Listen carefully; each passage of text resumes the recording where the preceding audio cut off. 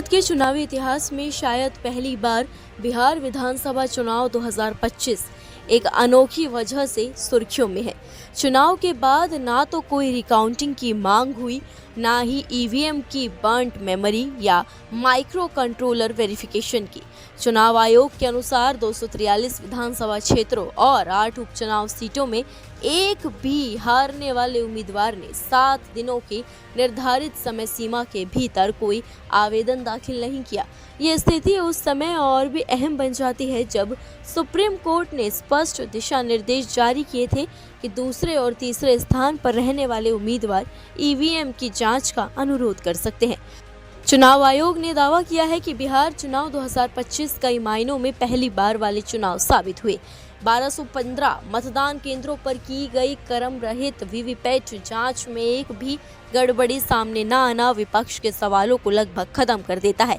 38 जिलों में किसी भी मतदाता या किसी भी पंजीकृत राजनीतिक दल ने मतदाता सूची को लेकर कोई आपत्ति दर्ज नहीं कराई, जो अपने आप में एक दुर्लभ घटना है। ना तो किसी उम्मीदवार ने दोबारा मतदान की मांग की और ना ही किसी पार्टी ने प्रक्रिया पर आक्षेप लगाए। 2616 उम्मीदवारों और 12 राजनीतिक दलों के बीच हुए इस चुनाव में सबसे दिलचस्प बात ये रही कि परिणाम आने के 72 घंटों के भीतर पहली बार सभी इंडेक्स कार्ड सार्वजनिक कर दिए गए। चुनाव आयोग ने आंकड़े, रिपोर्ट और डाटा पूरी तरह फ्री और ओपन एक्सेस में डालकर पारदर्शिता के नए मानक स्थापित किए हैं। आयोग का संदेश साफ है कि बिहार के मतदाताओं ने जो फैसला दिया उसे लेकर किसी भी स्तर पर कोई संदेह की स्थिति नहीं रही। चुनावी राजनीति में जहां ईवीएम विवाद अक्सर चर्चा का केंद्र बन जाता है, इस बार बिहार ने एक ऐसी तस्वीर पेश की है जो लोकतंत्र की विश्वसनीयता को और मजबूती देती है। आयोग के प्रेस नोट सिर्फ एक औपचारिक बयान नहीं बल्कि ये संकेत है कि 2025 का बिहार चुनाव देश में सबसे स्वीकृत और निर्विवाद चुनावी प्रक्रियाओं में से एक के रूप में दर्ज हो सकता है। लेकिन असली सवाल यही खड़ा होता है जब चुनाव से पहले और के दौरान विपक्ष ने वोट चोरी, ईवीएम गड़बड़ी और चुनावी पक्षपात को लेकर इतने बड़े बड़े आरोप लगाए।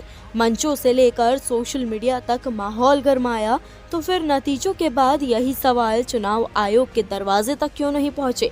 अगर असल में संदेह इतने गहरे थे तो 7 दिनों की तय सीमा में ना एक भी आवेदन, ना कोई रिकाउंटिंग की मांग और ना ही ईवीएम वेरिफिकेशन का अनुरोध क्यों किया गया?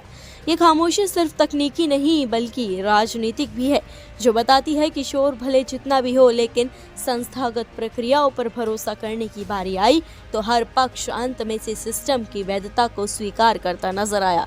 बिहार चुनाव 2025 शायद इसीलिए इतिहास में सिर्फ नतीजों के लिए नहीं बल्कि इस विरोधाभास के लिए भी याद किया जाएगा। फिलहाल खबर पर आपका क्या मानना है? कमेंट सेक्शंस में हमें अपनी राय जरूर बताएं।